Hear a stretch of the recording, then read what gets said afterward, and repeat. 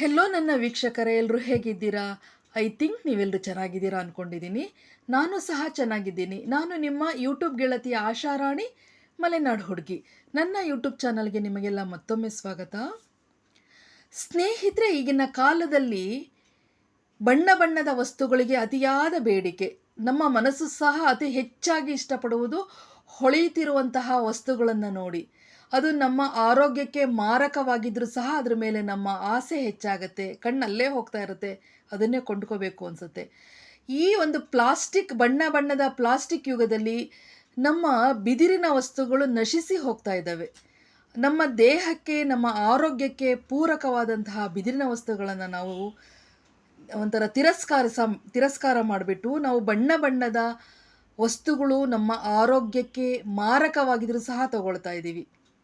ಆದರೆ ಒಂದು ಹೇಳ್ತೀನಿ ಫ್ರೆಂಡ್ಸ್, ನಮ್ಮ ಹಿಂದಿನ ಕಾಲದ ಜನ ಏನಕ್ಕೆ ಅಷ್ಟು ಗಟ್ಟುಮುಟ್ಟಾಗಿದ್ರು ಅಂತಂದರೆ, ಮಣ್ಣಿನಲ್ಲಿ ಕೆಲಸ ಮಾಡ್ತಾಯಿದ್ರು, ಬಿದಿರಿನ ವಸ್ತುಗಳನ್ನು ಉಪಯೋಗಿಸ್ತಾ ಇದ್ರು, ಮಡಿಕೆಗಳನ್ನು ಉಪಯೋಗಿಸ್ತಾ ಇದ್ರು, ಮಡಿಕೆಯಲ್ಲಿ ಅಡುಗೆ ಮಾಡ್ತಾಯಿದ್ರು.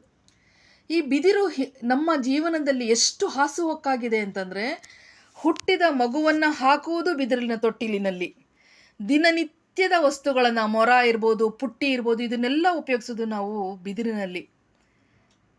ಕೊನೆಗೆ ಜೀವ ಹೋದಾಗ, ಸತ್ತಾಗ, ಮರಣ ಹೊಂದಿದಾಗ ಸಹ ಹಾಕುವುದು ಸಹ ಬಿದಿರಿನ ಏಣಿಯ ಮೇಲೆ ಮಲಗಿಸ್ಕೊಂಡು ಕರ್ಕೊಂಡು ಹೋಗ್ತಾರೆ ಅಲ್ವಾ. ಅಂಥ ಬಿದಿರು ನಮ್ಮ ಜೀವನದಲ್ಲಿ ಅತಿ ಹೆಚ್ಚು ಪೂರಕವಾಗಿದ್ದರೂ ಸಹ ನಾವು ಅದನ್ನು ತ್ಯಜಿಸ್ತಾ ಇದ್ದೀವಿ. ಅದರಿಂದ ತುಂಬ ನಾವು ನಮ್ಮ ಆರೋಗ್ಯದ ಮೇಲೆ ತುಂಬ ಪರಿಣಾಮವನ್ನು ಬೀರ್ಕೊಂಡಿದ್ದೀವಿ.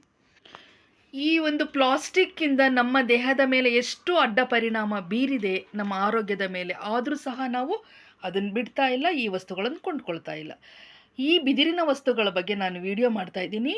ನನ್ನ ವಿಡಿಯೋ ನೋಡಲಿಕ್ಕೂ ಮುಂಚೆ ಯಾರು ಹೊಸದಾಗಿ ನನ್ನ ವಿಡಿಯೋವನ್ನು ನೋಡ್ತಾ ಇದ್ದೀರಾ, ದಯವಿಟ್ಟು ಸಬ್ಸ್ಕ್ರೈಬ್ ಮಾಡ್ಕೊಂಡು ನೋಡಿ. ಪಕ್ಕದಲ್ಲಿರುವ ಬೆಲ್ ಐಕಾನನ್ನು ಪ್ರೆಸ್ ಮಾಡಿ, ಲೈಕ್ ಮಾಡಿ, ಕಾಮೆಂಟ್ ಮಾಡಿ, ಶೇರ್ ಮಾಡಿ. ಈ ವಿಡಿಯೋ, ಈ ವಸ್ತುಗಳ ಬಗ್ಗೆ ನಿಮಗೇನು ಅನಿಸುತ್ತೆ, ನಿಮಗೇನು ಗೊತ್ತಿದೆ, ಆ ವಿಚಾರವನ್ನು ಕಾಮೆಂಟ್ ಮೂಲಕ ದಯವಿಟ್ಟು ತಿಳಿಸಿ. ನಿಮ್ಮ ಕಾಮೆಂಟೇ ನಮಗೆ ಪ್ರೋತ್ಸಾಹ. ಜೊತೆಗೆ ಸ್ಕಿಪ್ ಮಾಡದೆ ನೋಡಿ ಅಂತ ನಾನು ಏನಕ್ಕೆ ಹೇಳ್ತೀನಿ ಅಂತಂದರೆ, ನೀವು ಸ್ಕಿಪ್ಪು ಮಾಡಿ ನೋಡೋದ್ರಿಂದ ನಿಮಗೆ ಎಷ್ಟೋ ವಿಚಾರ ಅರ್ಥ ಆಗಲ್ಲ, ಮತ್ತು ನಮಗೂ ಸಹ ಒಂದು ನಮ್ಮ ಈ ವಿಡಿಯೋ ಏನು ಮಾಡಿದ್ದೀವಿ ಅದಕ್ಕೂ ಸಾರ್ಥಕತೆ ಸಿಕ್ಕಲ್ಲ. ಹಾಗಾಗಿ ಸ್ಕಿಪ್ಪು ಮಾಡದೆ ನೀವು ನೋಡಿದರೆ ಅದು ನೀವು ನಮಗೆ ಕೊಡುವ ಬೆಲೆ, ಗೌರವ, ಸಹಾಯ, ಪ್ರೋತ್ಸಾಹ ಎಲ್ಲ ಆಗುತ್ತೆ. ಹಾಗಾಗಿ ದಯವಿಟ್ಟು ಫ್ರೆಂಡ್ಸ್, ನನ್ನ ವಿಡಿಯೋ ನೋಡುವಾಗ ನಿಮಗೆ ಅಡ್ವರ್ಟೈಸ್ ಬಂದರೆ ದಯವಿಟ್ಟು ಅಡ್ವರ್ಟೈಸ್ ಫುಲ್ಲು ನೋಡಿ, ನಮಗೆ ಪ್ರೋತ್ಸಾಹಿಸಿ, ನಮ್ಮನ್ನು ಬೆಳೆಸಿ. ಏಕೆಂದರೆ ನಾವೊಂದು ವಿಡಿಯೋ ಮಾಡುವಾಗ ಎಷ್ಟೋ ಶ್ರಮ ಹಾಕಿರ್ತೀವಲ್ವಾ. ಹಾಗಾಗಿ ಸ್ನೇಹಿತರೆ, ಈ ಹಿಂದೆ ನಾನು ಈ ಬಿದಿರಿನ ವಸ್ತುಗಳನ್ನು ಮಾಡುವಂತಹ ಈ ವೆಂಕಟೇಶಣ್ಣ ಅನ್ನೋರು ಅವರ ವಿಡಿಯೋವನ್ನು ಹಾಕಿದ್ದೆ. ಜನರ ಪ್ರತಿಕ್ರಿಯೆ ಬಹಳ ಚೆನ್ನಾಗಿ ಬಂತು. ವೀಕ್ಷಕರೇ ಎಲ್ಲ ಉತ್ತಮ ಅಭಿಪ್ರಾಯಗಳನ್ನು ತಿಳಿಸಿದ್ರು. ಆದರೆ ಒಂದು ಗುಡ್ ನ್ಯೂಸ್ ಅಂದರೆ, ಈ ವೆಂಕಟೇಶಣ್ಣನ ನಂಬರ್ ಹಾಕಿದ್ದೆ ನಾನು ಆ ವಿಡಿಯೋದಲ್ಲಿ. ಆ ವಿಡಿಯೋವನ್ನು ನೋಡಿ ಆ ನಂಬರ್ನ ಪಡೆದು ಅಮೇರಿಕದಲ್ಲಿದ್ದಂತಹ ಒಬ್ಬರು ಕನ್ನಡಿಗರು ವೆಂಕಟೇಶಣ್ಣನಿಗೆ ಫೋನ್ ಮಾಡಿದ್ರಂತೆ. ನನಗೆ ಫೋನ್ ಮಾಡಿದರು, ನಾನು ಬರ್ತೀನಿ, ನಿಮ್ಮನ್ನು ಭೇಟಿ ಆಗ್ತೀನಿ, ನನಗೆ ಕೆಲವು ವಸ್ತುಗಳು ಬೇಕು, ಮಾಡಿಕೊಡಿ ಅಂತ ಹೇಳಿದ್ರಂತೆ. ಬಹಳ ಸಂತೋಷಪಟ್ಟು ವೆಂಕಟೇಶಣ್ಣ ನನಗೆ ಹೇಳಿದ್ರು, ಮೇಡಮ್ ನೀವು ವಿಡಿಯೋ ಹಾಕಿದ್ರಲ್ಲ, ಆ ವಿಡಿಯೋ ಅಮೇರಿಕ ತನಕ ತಲುಪಿದೆ, ನನಗೆ ಅಲ್ಲಿಂದ ಫೋನ್ ಬಂತು, ಭಾಳ ಖುಷಿಯಾಯಿತು ಮೇಡಮ್ ಅಂಥೇಳಿ. ನನಗೂ ಕೆಲವು ವಸ್ತುಗಳು ಬೇಕಿತ್ತು. ಹಾಗಾಗಿ ವೆಂಕಟೇಶಣ್ಣನ ಹತ್ರ ಒಂದು ಚಿಬುಲ್ ಬುಟ್ಟಿ ಅಂತೇಳಿ, ಚಿಬುಲ್ ಬುಟ್ಟಿ ಅಂತ ನಾವು ಯಾವುದಕ್ಕಪ್ಪ ಕರಿತೀವಿ ಅಂತಂದರೆ, ಈ ರೊಟ್ಟಿ ಹಾಕ್ತಾರಲ್ವ, ಆ ರೊಟ್ಟಿ ಹಾಕುವಂತಹ ವಸ್ತುಗೆ ನಾವು ಸಿಬುಲ್ ಬುಟ್ಟಿ ಅಂತ ಕರಿತೀವಿ. ಅದೊಂದು ಮಾಡಿಕೊಡಿ ವೆಂಕಟೇಶಣ್ಣ ಅಂತೇಳಿ ಹೋಗಿದ್ದೆ. ನಮ್ಮನ್ನು ಅಲ್ಲೇ ಕೂರಿಸ್ಕೊಂಡು ತುಂಬ ಚೆನ್ನಾಗಿ ಹೆಣೆದು ನಮಗೆ ಕೊಟ್ಟರು, ತುಂಬ ಚೆನ್ನಾಗಿ ಮಾಡಿಕೊಟ್ರು. ನಿಮಗೂ ಅದನ್ನು ತೋರಿಸ್ತಿದ್ದೀನಿ ನೋಡಿ.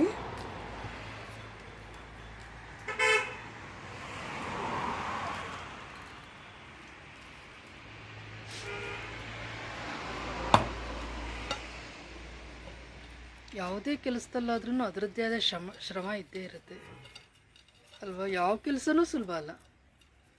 ಅವ್ರ ಕೆಲಸ ಅವರಿಗೆ ಈಸಿ, ನಿಮಗೆ ಈಸಿ, ನಾವು ನೋಡೋರಿಗೆ ಕಷ್ಟ ಆಗ್ತಾ ಇದೆ. ಇದು ನೀವು ಕಲಿಯುವಾಗ ನಿಮಗೆ ಕಷ್ಟ ಅನಿಸ್ತಿತ್ತಲ್ವಾ? ಇಲ್ಲಪ್ಪ, ಕಲಿಯುವಾಗೂ ಕಷ್ಟ ಅನಿಸ್ಲಿಲ್ವಾ?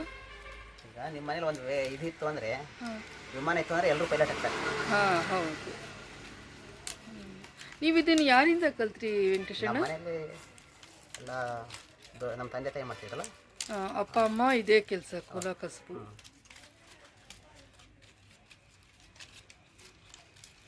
ಸ್ವಲ್ಪ ಹತ್ತತ್ರ ಹೆಣಿದ್ರೆ ಚೆನ್ನಾಗಿ ಕಾಣುತ್ತಲ್ಲ ದೂರಕ್ಕಿಂತ.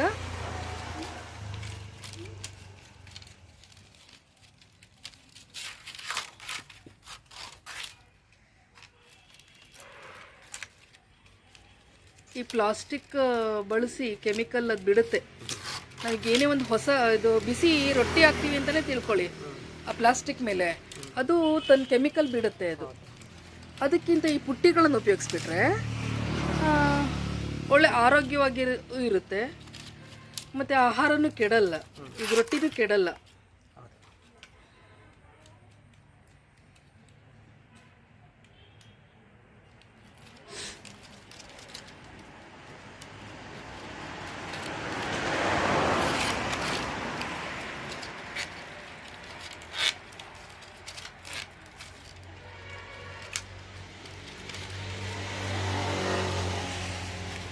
ಸ್ಟಾರ್ಟಿಂಗ್ ಟೈಟಾಗಿ ಎಳ್ಕೊಳ್ಬೇಕು.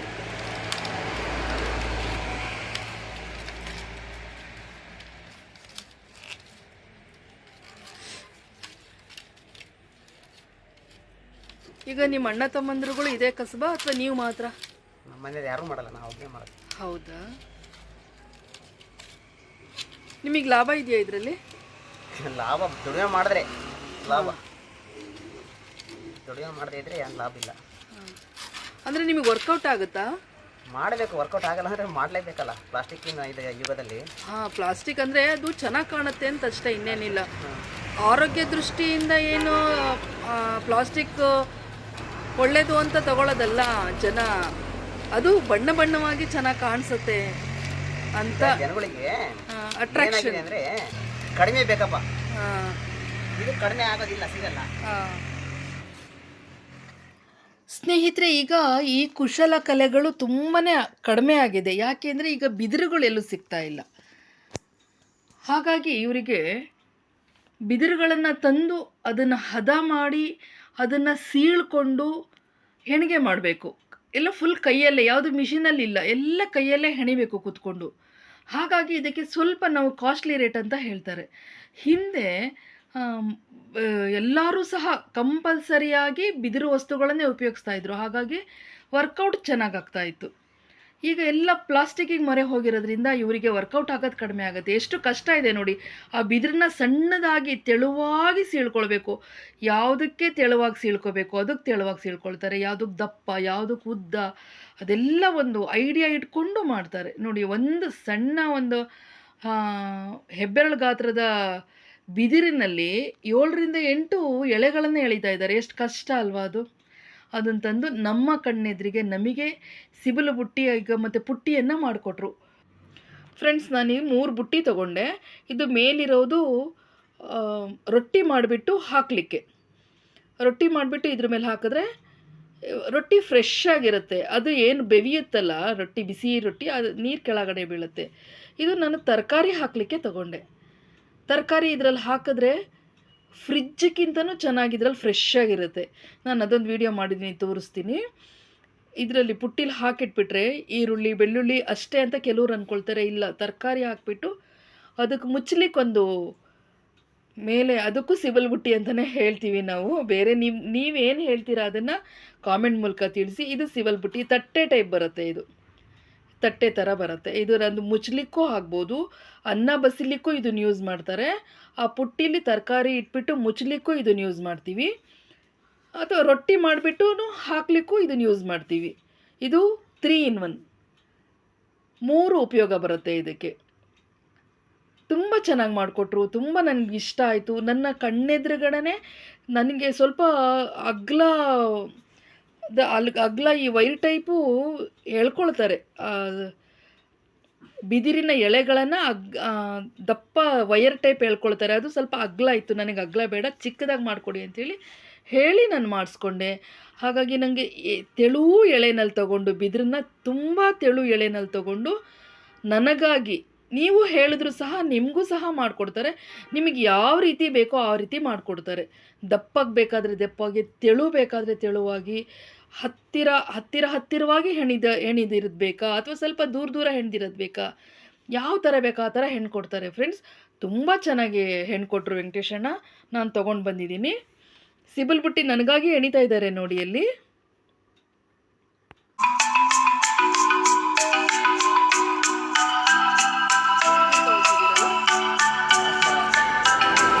ಅದು ಎಂಡಿಂಗ್ ಮಾಡುವಾಗ ಮೂರು ಹಾಕಬೇಕಾ? ಗಟ್ಟಿ ಇರುತ್ತೆ, ದಪ್ಪ ಇರುತ್ತಲ್ಲ. ಹಾಂ ಹಾಂ, ಅಷ್ಟೇ ಮಾಡ್ತೀರಾ? ಇವಾಗ 1 ರೌಂಡ್ ಬರ್ತಿದೆಯಲ್ಲ ಅಷ್ಟ? 1 ರೌಂಡ್ ಅಲ್ಲ, 2 ರೌಂಡ್ ಹಾಕಿದ್ರೆ 2 ರೌಂಡಲ್ಲಿ ಮಾಡಿದ್ರಿ. ಈಗ 3 ರೌಂಡ್ ಎಂಡಿಂಗ್ ಅಂತ.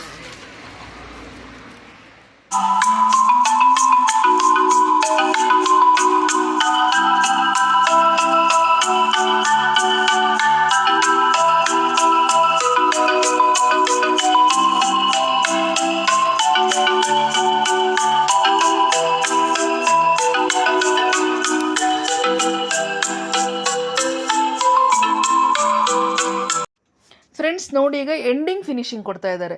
ಆ ಸಿಬಿಲ್ ಬಿಟ್ಟು ಫಸ್ಟು 2 ಎಳೆ ತೊಗೊಂಡ್ಬಿಟ್ಟು ಹೆಣಿದ್ರು. ಲಾಸ್ಟಿಗೆ ಎಂಡಿಂಗ್ ಮಾಡುವಾಗ 3 ಎಳೆ ತೊಗೊಂಡು 3 ಲೈನ್ ಹಾಕಿದ್ರು.